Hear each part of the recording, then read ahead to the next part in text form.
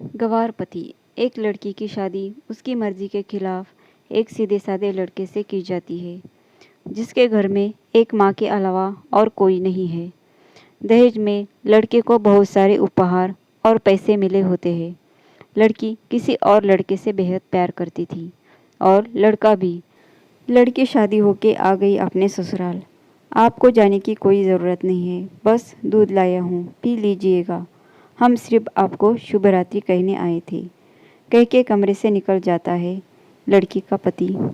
लड़की मन मार के रह जाती है, क्योंकि लड़की चाहती थी कि झगड़ा हो ताकि मैं इस गंवार से पीछा छुटा सकूं। है तो दुल्हन, मगर घर का कोई भी काम नहीं करती, बस दिन भर ऑनलाइन रहती है और न जाने किससे बात करती थी। मगर उधर लड़के की माँ बिना शिकायत के दिन भर चूल्हा चौका से लेकर घर का सारा काम करती थी, मगर हर पल अपने होठों पर मुस्कुराहट लेके फिरती। लड़का एक कंपनी में छोटा सा मुलाजिम है और बेहद ही मेहनती और ईमानदार। करीब महीने भर बीत गए, मगर पति पत्नी एक साथ कमरे में नहीं रहते थे। वैसे लड़का बहुत शांत स्वभाव वाला था, इसीलिए वह ज़्यादा बातें नहीं करता था। बस खाने के वक्त अपनी पत्नी से पूछ लेता था कि कहाँ खाओगी, अपने कमरे में या हमारे साथ। और सोने से पहले डायरी लिखने की आदत थी, जो वह हर रात को लिखता था। लड़की के पास एक स्कूटी थी। वह हर रोज़ बाहर जाती थी, पति के ऑफिस जाने के बाद और पति के वापस लौटते ही आ जाती थी। छुट्टी का दिन था, लड़का भी घर पे ही था, तो लड़की ने अच्छे भले खाने को गंदा कह के माँ को अपशब्द बोल के खाना फेंक देती है, मगर वह शांत रहने वाला उसका पति अपनी पत्नी पर हाथ उठा देता है।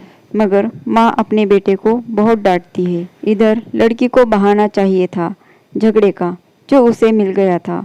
वह पैर पटकती हुई स्कूटी लेके निकल पड़ती है।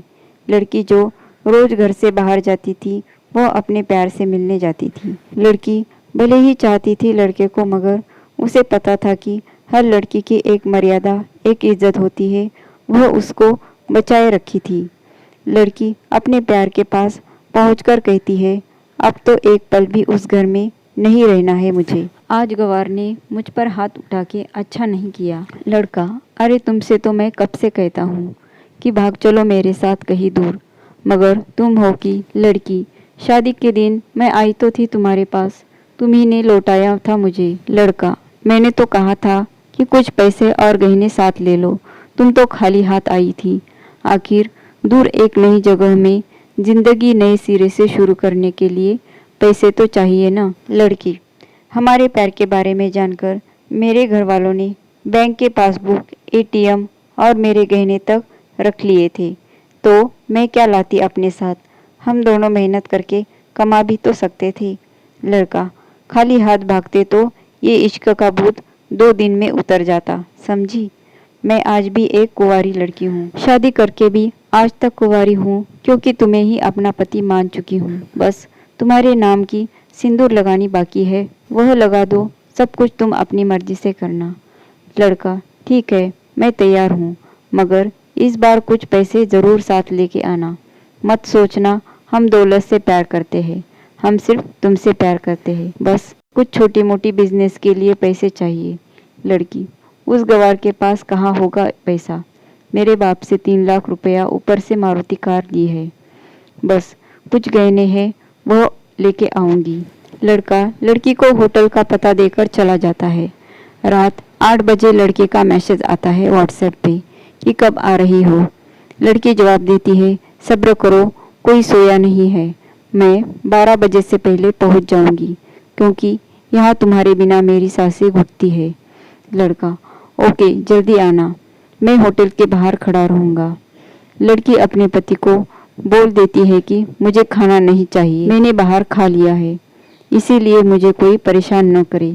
इतना कह के दरवाज़ा बंद करके अंदर आती है कि पति बोलता है कि वह अलमारी से मेरी डायरी दे दे, फिर बंद करना दरवाज़ा, हम परेशान नहीं करेंगे।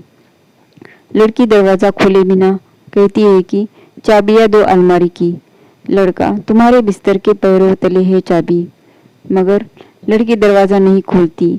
बाहर पति कुछ देर दरवाज़ा पीटता है, फिर हारकर लौट जाता है। फिर वह अलमारी खोल के देखती है जो उसने पहली बार खोली थी, क्योंकि वह अपना सामान अलग अलमारी में रखती थी। अलमारी खोलते ही हैरान रह जाती है। अलमारी में उसके अपने पासबुक, एटीएम कार्ड थे जो उसके घर वालों ने छीन के रखे थे। खोल के चेक किया तो उसमें वह पैसे भी ऐड थे जो दहेज में लड़के को मिले थे, और बहुत सारे गहने भी जो एक पेपर के साथ थे, और उसकी मलकियत लड़की के नाम थी। लड़की बेहद हैरान और परेशान थी। फिर उसकी नज़र एक डायरी में पड़ती है और वह जल्दी से वह डायरी निकाल के पढ़ने लगती है। लिखा था, तुम्हारे पापा ने एक दिन मेरी माँ की जान बचाई थी, अपना खून देकर। मैं अपनी माँ से बेहद प्यार करता हूँ, इसीलिए मैंने झुककर आपके पापा को प्रणाम करके कहा कि आपका ये अनमोल एहसान कभी नहीं भूलूंगा। कुछ दिन बाद आपके पापा हमारे घर आए, हमारे तुम्हारे रिश्ते की बात लेकर, मगर उन्होंने आपकी हर बात बताई हमें कि आप एक लड़के से बेहद प्यार करती हो। आपके पापा आपकी खुशी चाहते थे, इसीलिए वह पहले लड़के को जानना चाहते थे। आखिर आप अपने पापा की प्रिंसेस जो थी, और हर बाप अपने प्रिंसेस के लिए एक अच्छा ईमानदार प्रिंस चाहता है। आपके पापा ने खोज करके पता लगाया कि वह लड़का बहुत सी लड़की को धोखा दे चुका है और पहली शादी भी हो चुकी है, पर आपको बता न सके क्योंकि उन्हें पता था कि ये इश्क का नशा है। वह हमेशा अपनों को गैर और गैर को अपना समझता है। एक बाप के मुंह से एक बेटी की कहानी सुनकर मैं अचंभित हो गया। हर बाप यहाँ तक शायद ही सोचे। मुझे यकीन हो गया था कि एक अच्छा पति होने का सम्मान मिले न मिले, मगर एक दामाद होने की इज्जत मैं हमेशा पा सकता हूँ।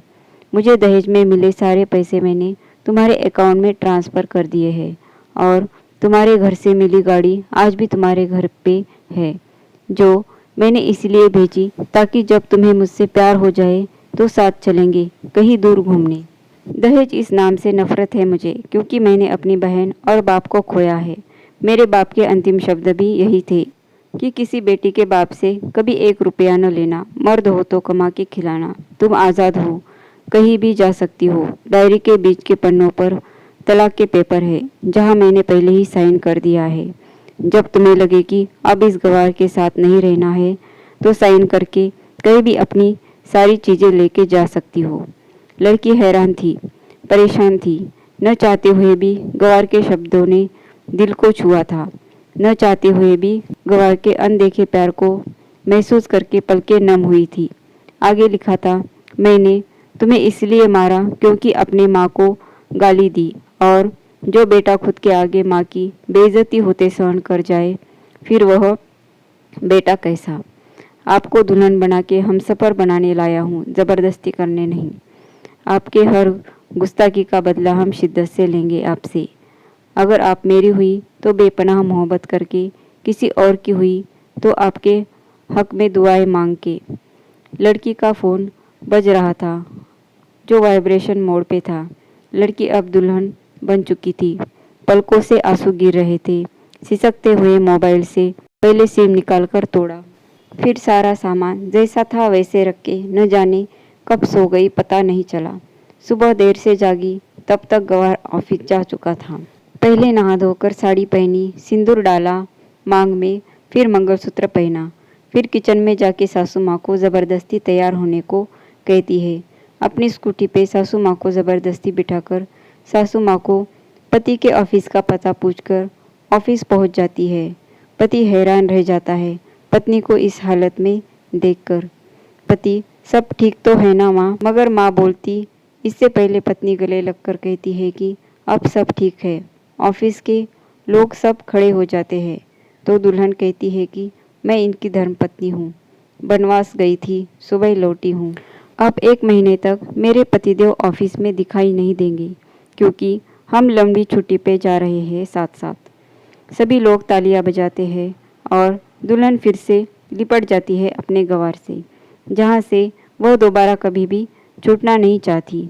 माँ बाप के फैसलों का सम्मान करें, क्योंकि ये 2 ऐसे शख्स हैं जो आपको हमेशा दुनियादारी से ज़्यादा प्यार करते हैं। ऐसी ही अच्छी अच्छी कहानियाँ देखने के लिए चैनल को सब्सक्राइब ज़रूर करें।